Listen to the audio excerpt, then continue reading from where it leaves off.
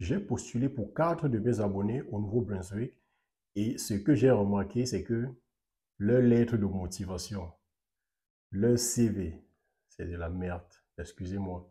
J'étais obligé de prendre tout mon temps et de refaire leur CV et de réécrire leur lettre de motivation. D'accord, la famille? Avec ça, vous ne pouvez pas être sélectionné par un employeur. Ce que vous devez savoir, c'est que la lettre de motivation et le CV, c'est deux documents que quand ça tombe devant un employeur, après avoir lu votre CV et après avoir lu votre lettre de motivation, l'employeur doit comprendre que c'est vous la personne qu'il faut à ce poste. Donc, on ne blague pas avec la lettre de motivation. On ne blague pas avec son CV. Quand tu écris ton CV, il faut écrire un CV propre. Il y a deux types de CV au Canada, d'accord? Il y a un CV pour les compétences et un CV chronologique pour te donner toi-même les avantages devant un employeur, que quand il prend ton CV et ta lettre de motivation, il met pour les autres à côté. OK?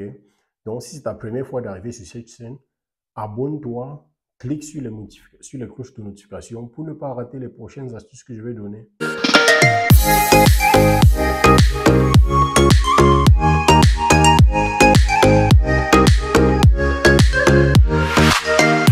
La situation de la pénurie de main-d'œuvre est alarmante au Québec. Des secteurs entiers sont fragilisés. À une semaine de la mise à jour économique du ministre Éric Girard, l'Institut du Québec propose un plan pour transformer l'urgence en opportunité. Mia Amsi est PDG de l'Institut du Québec. Bonsoir, Mia Amsi. Bonsoir. Alors, comment vous qualifiez d'abord l'engagement du gouvernement Legault dans la gestion de ce qui ressemble quand même de plus en plus à une crise de la main-d'œuvre? Bien justement, on gère ça comme une crise, donc avec des solutions pour éteindre des feux un peu plus à court terme. On l'a vu beaucoup dans le système de santé avec les préposés aux bénéficiaires, les éducatrices en garderie, en CPE, dans le milieu de l'enseignement, tout ça. Mais c'est correct, là. Je pense que c'est inévitable, puis il fallait le faire, puis ça a été efficace. Les mesures ont été efficaces, mais il faut pas penser qu'on va pouvoir gérer ce qui s'en vient, qui va durer une décennie.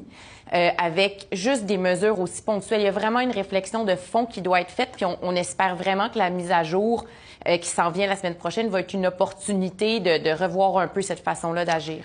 Vous avez préparé un graphique qui nous montre le taux de postes vacants qui grandit plus rapidement au Québec, c'est la ligne bleue, qu'en Ontario, la ligne rouge, et ça depuis 2015.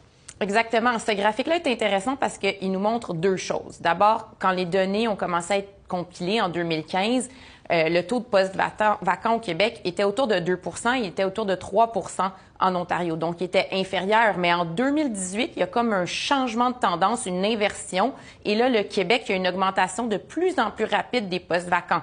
Donc, non seulement la situation a changé, mais c'est que ça s'est fait rapidement. Et c'est pour ça que nos entreprises, puis tous les employeurs au Québec, incluant les services publics puis le réseau public, souffrent en ce moment parce qu'on n'a pas eu le temps de s'y ajuster. Et la pandémie est venue empirer les choses. Donc, c'est tellement rapide qu'on n'a pas le temps de s'adapter.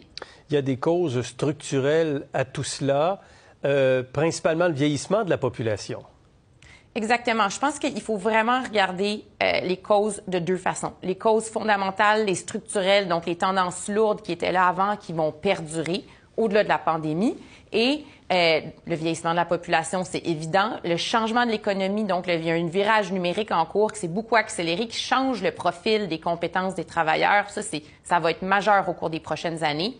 Et ensuite, la population, ce vieillissement-là, on sait que ça part pas demain matin. Alors, il faut s'y faire. Il faut pas penser qu'il y a des solutions magiques, miracles, qu'on va pouvoir avoir maintenant qui vont régler ça. On est dedans. C'est irréversible comme tendance. Ça, c'est structurel, dites-vous, Mia Amsi. Il y a des facteurs conjoncturels en fonction de ce qui se passe présentement, notamment la PCU, la PCRE.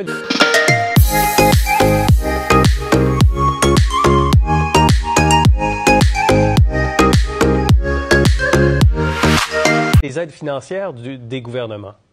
Bon, tout le monde se demande où sont les travailleurs? Où est-ce qu'ils sont passés les gens? Il me semble qu'ils étaient là en 2018-2019, mais en fait, ils avaient déjà commencé à être moins là. Mais avec la pandémie, évidemment, il y a eu des mesures de soutien aux revenus qui étaient, dans certains cas, pour les travailleurs à faible revenu et surtout à temps partiel, des fois plus élevés que le revenu qu'ils avaient avant. Il y a des gens qui sont retournés aux études, qui ont décidé de changer de secteur et aussi les frontières ont été fermées. Donc, d'une année à l'autre, entre 2019 et 2020, on est passé de 93 000 personnes qui étaient soit des immigrants permanents ou temporaires à 11 000. Bien, c'est sûr, c'est un choc énorme pour les entreprises, oui. C'est quand même pas rien. Puis il y a eu beaucoup d'incertitudes aussi, les changements de plan, les ouvertures, les fermetures également de l'économie. Bien, c'est sûr. Puis un secteur comme la restauration, l'hébergement, qui ferme, qui ouvre, qui ferme, ouvre, mais c'est colossal parce que là, d'un coup, ils doivent réembaucher tout le monde. Donc, c'est sûr que ça fait bondir les postes vacants, ça complexifie le recrutement et beaucoup de gens ont changé de secteur. Ceux qui ont décidé qu'ils ne veulent plus travailler le soir, la fin de semaine, ils retourneront probablement pas. Donc, vous avez 3 recommandations pour le ministre Girard. D'abord et avant tout, de développer une vision cohérente, dites-vous, des enjeux de main-d'œuvre. Bon, c'est exactement le point du début.